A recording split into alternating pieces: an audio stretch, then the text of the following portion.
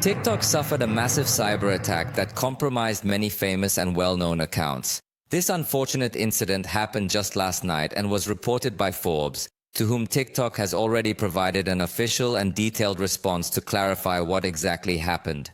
The three accounts mentioned in this attack are Sony, Paris Hilton, and CNN, although it is expected that many more accounts, such as those of other celebrities, were compromised. And the curious thing about all this is that the attack happened simply through a direct message. TikTok is constantly telling you to use their direct messaging feature. Personally, it's an option I have disabled, but each and every time I log into the TikTok app, I get the option to either enable direct messages or not. So after seeing this particular attack, I will continue to say that I don't want that. This was a zero-day vulnerability, meaning that TikTok's developers had not noticed it and that it had been present in the app since the app was launched.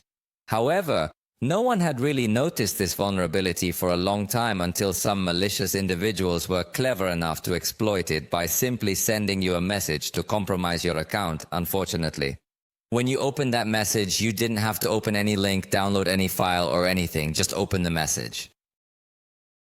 The compromised accounts were temporarily suspended in order to effectively prevent the attackers from taking advantage of the exposure generated in these types of accounts, and a TikTok spokesperson named Alex Horek officially responded to Forbes that our security team is specifically aware of a potentially possible exploit targeting several brand and celebrity accounts.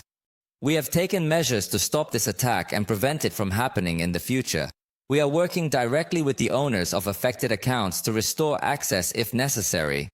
It's absolutely incredible that these accounts were compromised just through a message, although it's said that not too many accounts were affected, but we definitely need to be very extraordinarily careful